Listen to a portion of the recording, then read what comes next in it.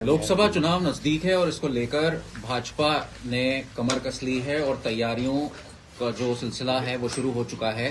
देखा जा सकता है भाजपा किस तरह से लगातार तैयारियां कर रही है। उससे पहले 26 तारीख से उत्तराखंड में बजट सत्र शुरू होने वाला है, लेकिन इस बार आपको अचंभा होगा क्योंकि 2 बजट सत्र होंगे। एक तो जो विधानसभा में बजट सत्र हो रहा है और एक काल्पनिक सत्र होगा गैरसैंण में, जिसे कांग्रेस कर रही है। ये मामला चौंकाने वाला है और इसकी अधिक जानकारी हम लेंगे कांग्रेस के प्रदेश अध्यक्ष करण मेहरा जी से। उनसे बात करते हैं। सर, ये किस तरह से आप कर रहे हैं, क्योंकि एक तरफ तो बजट सत्र हो रहा है और दूसरी तरफ आप गैरसैंण में एक काल्पनिक सत्र कर रहे हैं जिसमें कांग्रेस कार्यकर्ता होंगे। क्या मंशा है आपकी? देखिए, इसमें कांग्रेस कार्यकर्ताओं के साथ साथ आम नागरिक भी हैं, हमारे इंडिया गठबंधन के लोग भी होंगे।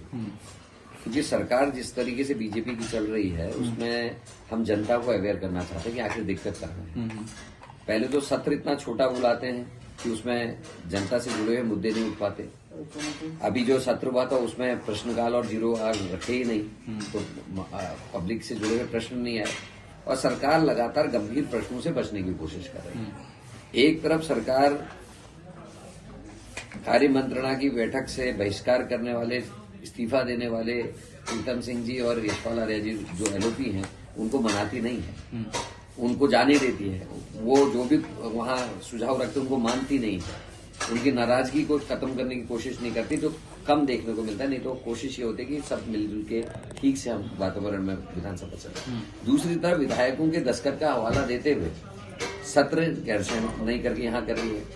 कांग्रेस ने टेंट में वहां हाउस चला, कांग्रेस ने वहां इंफ्रास्ट्रक्चर खड़ा किया। गोविंद सिंह गुंजवाल जी अध्यक्ष थे, उतना बड़ा इंफ्रास्ट्रक्चर वहां बन के तैयार हुआ और उसमें और अभी तरक्की। और मैं आपको रोक रहा हूं, मैं समझ चाहूंगा, इसमें कांग्रेस के विधायक भी तो हैं जिन्होंने कहा है कि गैरसैंण में सत्र ना हो।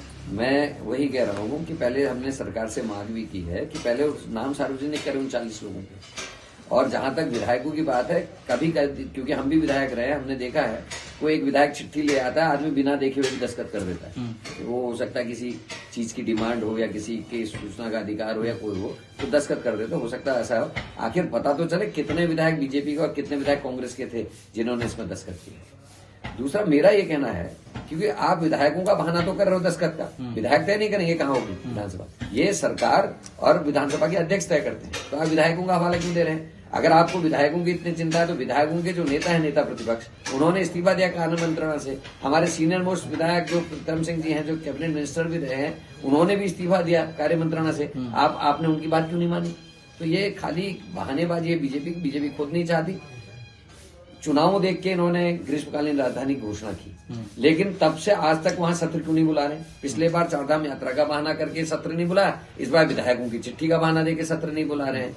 और इस बार का सत्र भी 3 दिन का केवल बुला रखा है। कब लोगों के मामले उठेंगे?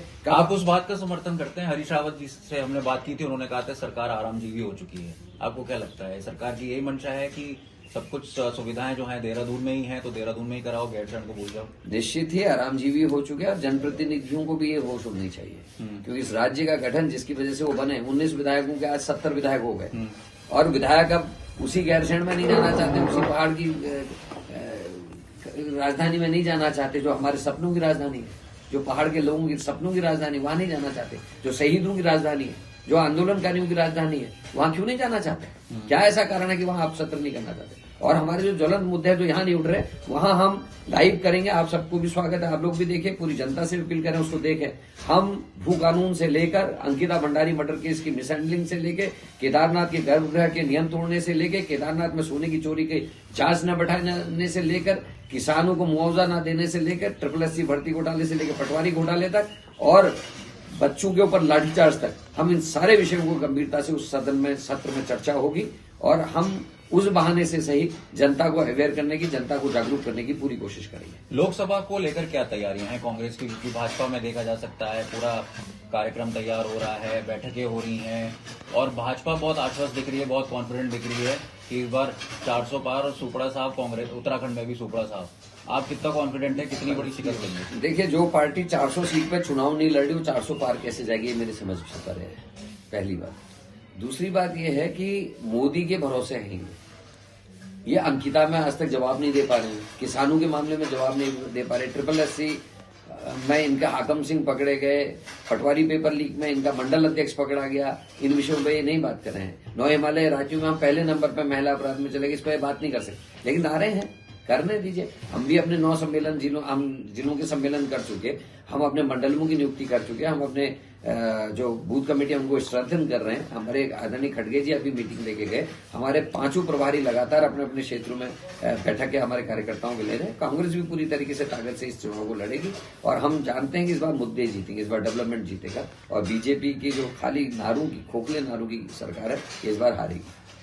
हरिद्वार सीट बहुत इस समय लाइमलाइट में है। प्रियंका गांधी से लेकर हरीश रावत और फिर सपा को एक सीट देने की बात और फिर आपका नाम भी आ रहा है। तो इतना ज्यादा लाइमलाइट में क्यों है कांग्रेस को लेकर कि पहले प्रियंका गांधी को लेकर चर्चा हो रही थी, फिर सपा के साथ गठबंधन में एक सीट देने की चर्चा हो रही है, उधर हरीश रावत जी भी लड़ रहे हैं, फिर आपका नाम भी आ रहा है। देखिए, कार्यकर्ताओं की इच्छा है और सर्वे में नाम निकल के आए हैं। प्रियंका जी के लिए भी लोगों ने इच्छा जताई, वो बात अखबारों में भी आई, प्रेस में भी छापा। उसके अलावा हरीश रावत जी वहां से सांसद रहे हैं, उनकी कर्मभूमि है, उनका नाम भी वहां से आया है। मैंने कहीं अप्लाई नहीं किया। अगर मेरी बात करें, मेरा नाम सर्वे में कहीं से आया है, जो कैसे आया मेरी जानकारी में नहीं है। और हरिद्वार क्योंकि कांग्रेस के नजदीक है और हरिद्वार के लोग इस समय कांग्रेस को चाह भी रहे हैं, क्योंकि सांसदों के कार्य से लोग संतुष्ट नहीं है, तो इसलिए भी हो सकता है कि वहां कांग्रेस के नामों की चर्चा ज्यादा है। एक तरफ कांग्रेस की आपने बात करी कि चर्चा ज्यादा है हरिद्वार में, लेकिन जो सपा के साथ आपका गठबंधन यूपी में हुआ है, उसको लेकर भाजपा का कहना है कि कांग्रेस एक तरफ जो है आश्वस्त दिख रही है कि यूपी में जीत जाएगी, लेकिन उत्तराखंड में बहुत फायदा होने वाला है क्योंकि कांग्रेस को नकार दिया जाएगा सिर्फ इस वजह से कि सपा के साथ गठबंधन हो गया। देखिए, अगर बात निकलेगी तो दूर तक लग जाएगी। किस पूर्व मुख्यमंत्री की चिट्ठी पे बुआ सिंह वाली कार्रवाई हुई, ये सबको पता है, तो ज्यादा बीजेपी को बोलने की आवश्यकता नहीं है। रही बात गठबंधन की, तो उसकी आत्मा को आपको समझना चाहिए।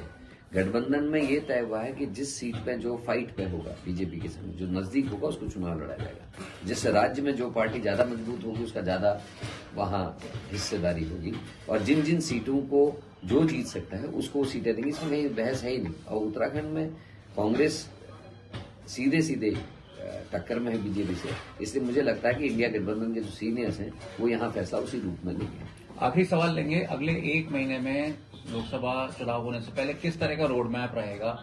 कौन कौन से बड़े नेताओं की रैली आप प्लान कर रहे हैं, किस तरह से होने वाला है? देखिए, हमारे खड़गे जी अभी गए हैं, कल अलका लांबा जी हमारे जो राष्ट्रीय अध्यक्ष महिला की, वो आके गई हैं और राष्ट्रीय स्तर के कई बड़े नेता यहाँ आएंगे। प्रियंका जी को भी लाया जाएगा, राहुल जी को भी लाया जाएगा, आदरणीय खड़गे जी को दोबारा यहाँ बुलाया जाएगा और सचिन पायलट से लेके जितने ऐसे नाम हैं जिनको लोग लेके लोग उत्साहित हैं, उन सभी को यहाँ रिलीज के लिए बुलाया जाएगा। बहुत बहुत धन्यवाद। तो देखा जा सकता है कांग्रेस प्रदेश अध्यक्ष करण मेहरा काफी आश्वस्त हैं। जिस तरह से कांग्रेस की स्ट्रैटेजी है उसमें पहला कदम जो है वो एक काल्पनिक सत्र को लेकर जो होने वाला है उसको लेकर भी तैयारी जोरों पर है और इसके साथ साथ लोकसभा के लिए भी कदम आगे बढ़ रहे हैं। देहरादून से अंकित शर्मा, आज तक।